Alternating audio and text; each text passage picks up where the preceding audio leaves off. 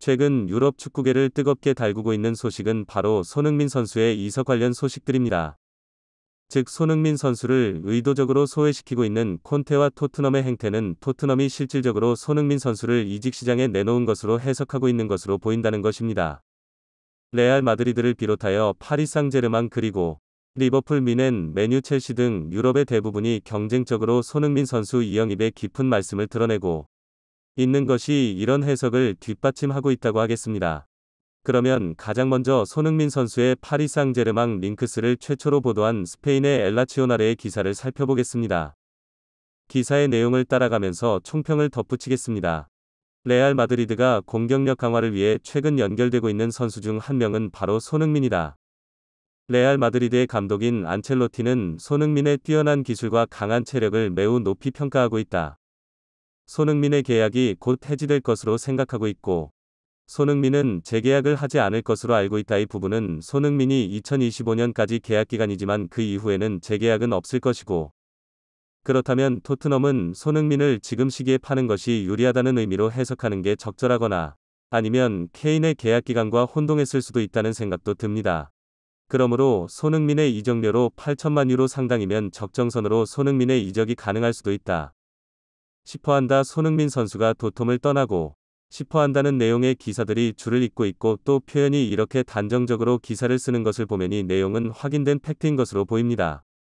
우승에 목말라 있는 손흥민은 그것을 보장해줄 수 있는 팀으로 떠나고 싶어하고 레알 마드리드나 파리 상제르맹은 손흥민으로서는 그런 꿈을 이룰 수 있는 클럽이지만 여기에는 장애물이 있다. 레알의 페레스 회장은 손흥민은 월드스타임을 공언하고는 있으나 30나이에 비해서 손흥민의 몸값이 비싸다고 생각하고 있다. 그래서 페레스는 손흥민을 염두에 두면서도 다른 대안 선수를 찾고 있기도 하다. 그런데 페레스가 가지고 있는 이런 의구심을 손흥민을 노리는 다른 클럽들이 이용할 수도 있다. 예를 들면 파리 생제르맹은 이번에는 손흥민을 노리면서의 즉시장을 달구고 있다. 나스테르 알켈라이피는 이전에 손흥민을 무척 영입하고 싶어 했으나 결 무산된 적이 있었다. 그러나 이번에는 매우 좋은 기회를 얻었고 그는 이를 이용하려고 한다.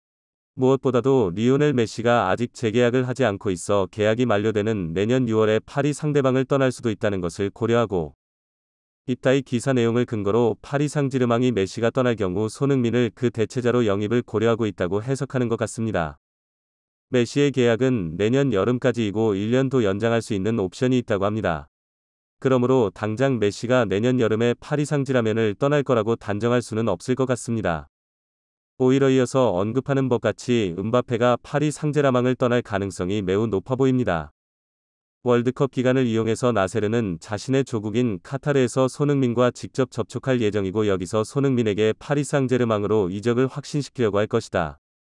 손흥민의 이적이 이루어질지 아니면 무산이 될지 지켜볼 일이다. 네이마르와 극심한 불화살에 휩싸인 음바페가 파리 상제르맹을 떠나는 경우에는 메시가 잔존하고 있는 상황에서 손흥민 선수를 영입할 가능성은 높아진다고 하겠습니다.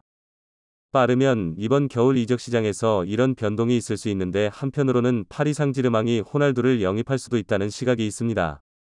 만 호날두와 메시라고 하는 21세기 축구의 아이콘을 동시에 품는다는 상징적인 의미 말고는 파리 상제르맹 전력에 도움이 될 것 같지는 않아 보입니다. 그리고 한편으로는 그 과실이 누구에게 있던 네이마르와 트러블을 일으킨 음바페를 보내면서 빠르면 이번 겨울에라도 손흥민 선수의 이적은 가능할 것으로 보입니다. 파리 상제르맹이 아니라고 하더라도 그 외에 레알 리버풀 미넨 맨유 첼시 등까지 거론되고 있는 것으로 보아 최소한 토템을 탈출하는 모습을 볼 수 있을 것으로 기대가 됩니다.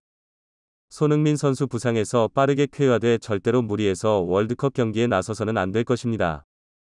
우리 팬들이 바라는 것은 월드컵에서 고전의 흐득일 경기들에서 손흥민 선수가 불편한 몸으로 혹사를 당하는 모습을 보는 것이 아니라 최상의 컨디션으로 유럽 최고의 빅클럽에서 최고의 경기력을 보여주는 손흥민 선수의 모습을 보는 것입니다.